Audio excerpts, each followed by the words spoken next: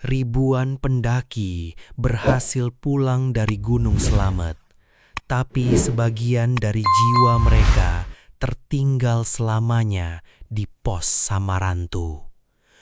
Gunung Slamet, atap Jawa Tengah, menyimpan pesona alam yang luar biasa indahnya. Namun, di balik lautan awan yang memukau, terdapat sebuah titik hening yang selalu dihindari oleh warga lokal dan para pendaki berpengalaman. Sebuah tempat yang dipercaya kuat sebagai pintu gerbang menuju dimensi lain yang tak kasat mata. Kisah ini membawa kita pada perjalanan kelam seorang pendaki muda yang dengan angkuhnya mengabaikan pantangan paling sakral di gunung ini. Ia tidak pernah menyadari bahwa di balik kesunyian hutan yang merapat, ada sesuatu yang sangat tua sedang menunggunya, mengawasi setiap langkah kakinya, dan bersiap untuk merenggut kewarasannya secara perlahan di tengah kegelapan malam yang abadi. Pos 4, atau yang lebih dikenal dengan nama Pos Samarantu. Nama ini berasal dari kata samar dan hantu, yang bukanlah sekedar sebutan kosong tanpa makna sejarah. Pos ini ditandai secara alamiah dengan dua pohon besar yang melengkung menyerupai gerbang, di mana kabut tebal selalu turun menyelimuti area tersebut, bahkan di terik siang hari bolong. Warga lokal meyakini bahwa ini adalah pintu masuk utama menuju kerajaan entitas kegelapan, pusat berkumpulnya makhluk yang tak bisa disentuh oleh dunia manusia. Ada satu aturan tak tertulis yang pantang dilanggar oleh siapapun, yaitu larangan keras untuk mendirikan tenda dan bermalam di titik ini. Namun, alam memiliki rencananya sendiri. Kabut turun lebih cepat dari perkiraan awam, memaksa pendaki kita untuk membuat keputusan yang sangat fatal malam itu. Matahari mulai menepi, digantikan oleh semburat merah darah di ufuk barat yang dengan cepat memudar menjadi kegelapan pekat tanpa bintang. Angin gunung berhembus, membawa hawa dingin yang menusuk hingga ke dasar tulang sumsum terdalam. Hutan lebat yang sebelumnya dipenuhi suara sahutan serangga malam, tiba-tiba menjadi sangat sunyi senyap. Kesunyian yang sama sekali tidak wajar, seolah-olah seluruh makhluk hidup di sana sedang menahan napas ketakutan. Pendaki kita tiba di dataran datar Pos Samarantu dengan napas terengah-engah dan otot kaki yang gemetar karena kelelahan fisik yang ekstrim. Cahaya senter di dahinya hanya mampu membelah jarak 1 meter ke depan karena tebalnya dinding kabut putih. Tanpa menyadari ancaman yang mengintai dari balik kabut, ia memutuskan untuk meletakkan bebannya di sana, mengabaikan firasat buruk yang merayap di dadanya sejak sore. Ia mulai membongkar ranselnya dengan tangan yang kaku kedinginan. Suara gesekan kain tenda memecah kesunyian malam yang mematikan di wilayah terlarang itu. Setiap kali ia menancapkan pasak logam ke tanah yang lembab, ia merasa ada puluhan mata yang memperhatikan gerak-geriknya dari balik bayangan pohon-pohon pinus raksasa di sekelilingnya. Namun, rasa lelah yang menggerogoti tubuh telah mengalahkan logika sehat dan naluri kewaspadaannya. Ia mendirikan tenda hijaunya tepat di tengah area yang diapit oleh gerbang pepohonan tersebut. Saat resleting tenda akhirnya ditarik menutup rapat, ia merasa aman dari dinginnya angin malam. Ia tidak pernah tahu bahwa resleting itu tidak menguncinya dari ancaman luar, melainkan mengurungnya bersama sesuatu yang kelaparan akan ketakutan manusia. Di dalam tenda yang sempit dan pengap, cahaya dari lampu badai kecil berwarna kuning temaram menciptakan bayangan-bayangan panjang yang menari meresahkan di dinding kain. Pemuda itu berbaring diam di dalam kantong tidurnya, berusaha keras mengatur napas dan memaksa matanya untuk terpejam. Suhu udara anjlok drastis dalam hitungan menit, jauh lebih membeku dari malam-malam biasanya di gunung ini. Titik-titik embun mulai membeku di langit-langit tendanya. Namun, hal yang paling meresahkan jiwanya bukanlah hawa dingin yang menusuk daging, melainkan kesunyian malam itu. Tidak ada paduan suara jangkrik, tidak ada desir angin yang menyapu ranting kering, tidak ada suara alam sama sekali. Hanya ada detak jantungnya sendiri yang berdegup liar. Dalam keheningan absolut itulah, indera pendengarannya mulai menangkap sebuah anomali. Awalnya, anomali itu hanya terdengar sangat samar, seperti hembusan napas angin yang menyelinap pelan melalui celah ventilasi tenda. Namun, perlahan demi perlahan, suara itu membentuk sebuah ritme yang konsisten. Itu adalah suara bisikan parau. Sangat pelan, namun terdengar sangat dekat di gendang telinganya.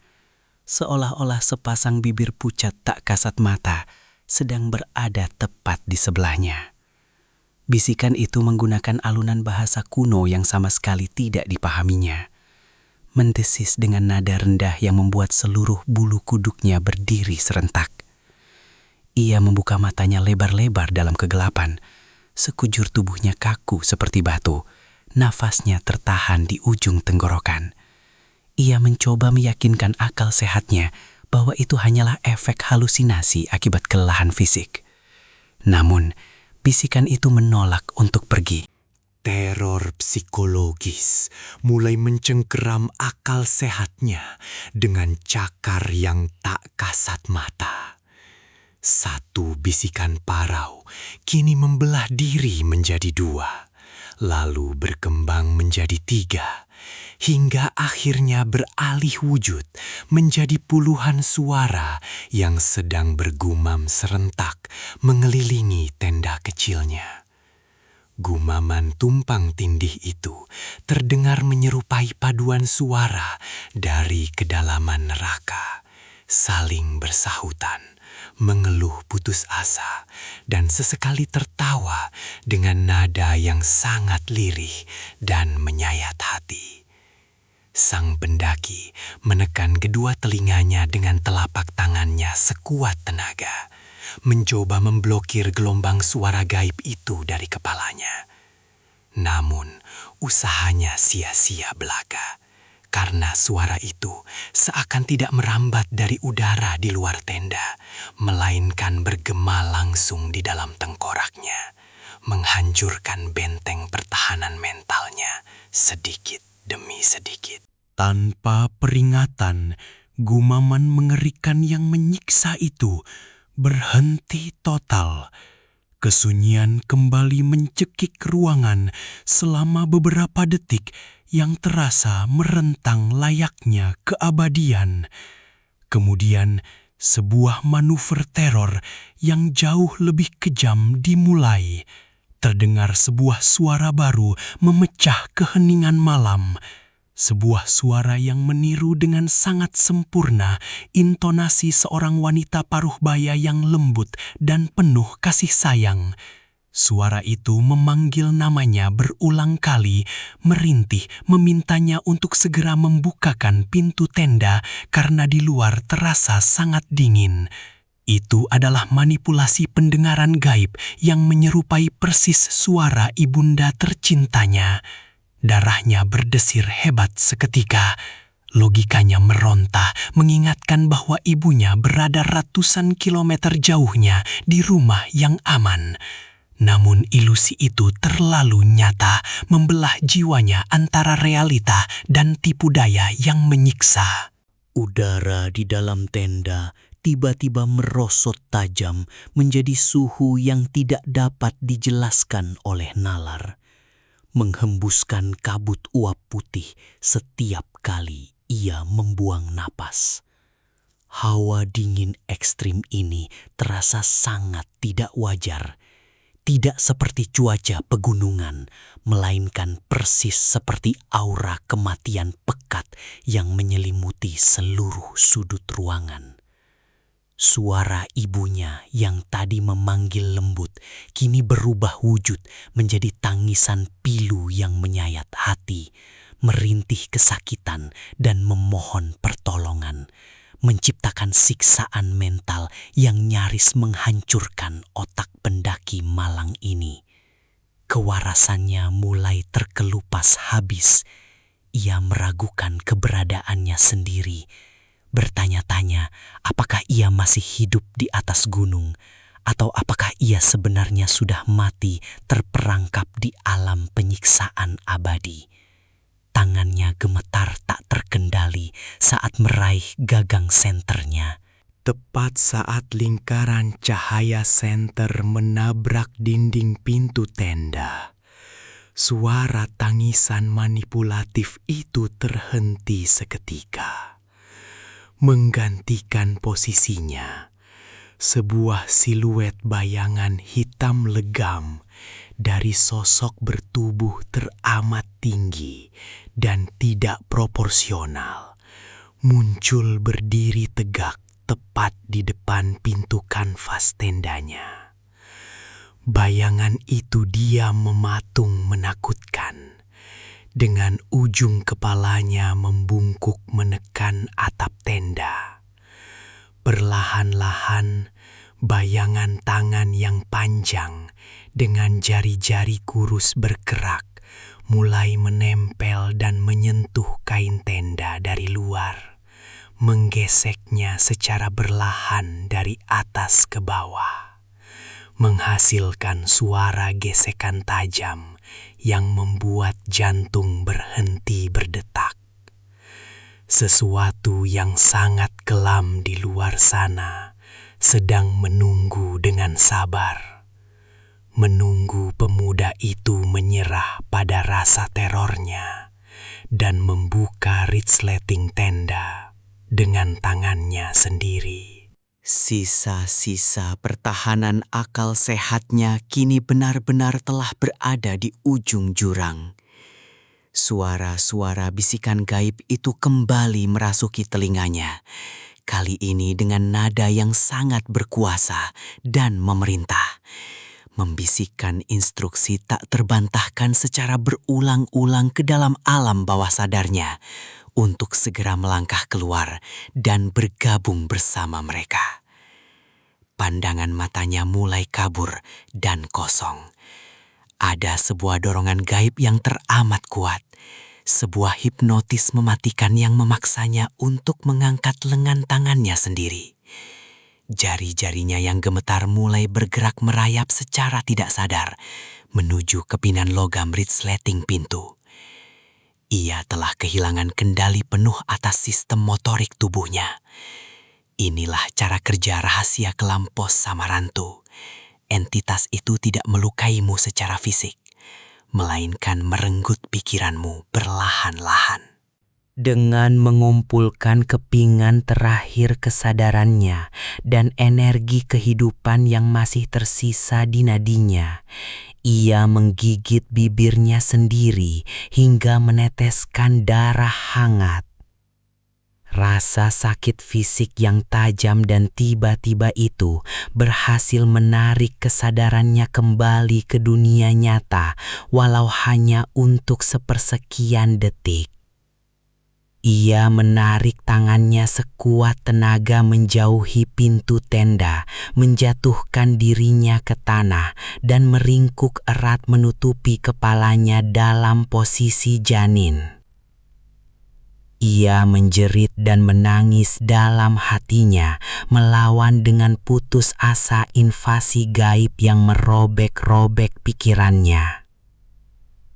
Merasa mangsanya melawan balik, bisikan-bisikan manipulatif itu serta-merta berubah menjadi jeritan amarah massal yang memekakkan telinga, mengguncang seluruh rangka tenda dengan sangat keras, seolah dihantam badai besar yang tidak kasat mata.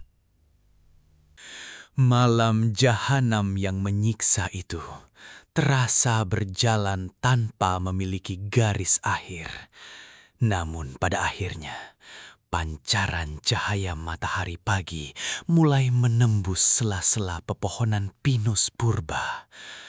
Suara kicauan burung hutan kembali terdengar bernyanyi, memberikan pertanda nyata bahwa siklus kehidupan normal telah kembali ke wilayah tersebut. Jeritan gaib yang memekakkan telinga itu menghilang perlahan bersamaan dengan kabut malam yang menguap ditiup angin. Sang pendaki dengorang ritsleting tendanya dengan kedua tangan yang masih bergetar hebat. Sinar mentari langsung menghantam wajahnya yang pucat pasi bak mayat hidup. Matanya cekung dengan kantung mata hitam yang sangat pekat. Ia memang selamat secara fisik melewati malam di pos Samarantu tanpa segores luka pun. Namun saat ia menatap sekeliling, kilau kehidupannya telah padam. Ia mengemasi barang-barangnya dalam kebisuan yang mematikan. Tidak ada satu kata pun yang keluar dari mulutnya yang kering.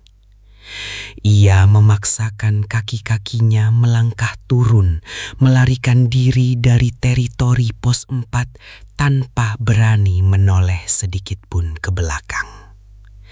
Namun, para pendaki lain yang tanpa sengaja berpapasan dengannya di jalur penderitaan itu menyadari ada sesuatu yang sangat salah dengan pemuda malang ini. Ia terus berjalan menunduk dengan postur tubuh yang bungkuk. Bibirnya bergerak-gerak menggumamkan lirik yang tidak bermakna, sibuk merespons percakapan tak kasat mata yang hanya bergema di dalam rongga kepalanya sendiri. Pos Samarantu memang membiarkan raga pemuda itu pulang menuruni gunung, namun tidak dengan kewarasannya. Sebagian dari jiwanya telah terkunci selamanya di sana. Gunung Slamet tetap berdiri gagah dan bisu menembus lautan awan, memendam rapi jutaan misteri kelam yang menolak untuk dipecahkan oleh manusia. Tragedi ini bukanlah sekadar dongeng pengantar tidur, melainkan sebuah peringatan keras bagi siapa saja yang merasa entitas alam gaib bisa diremehkan atau ditantang. Jika suatu hari langkah Anda membawa Anda mendaki ke atap Jawa Tengah ini, ingatlah baik-baik satu aturan mutlak. Jangan pernah sekalipun mengabaikan pantangan yang telah dijaga turun-temurun dengan darah. Teruslah berjalan menjauhi pos 4, seberat apapun rasa lelah mendera otot Anda. Jangan biarkan ilusi kesunyiannya menipu logika Anda. Karena saat Anda memutuskan bermalam di Samarantu, Anda membukakan pintu bagi kegelapan untuk menjajah pikiran Anda. Please subscribe!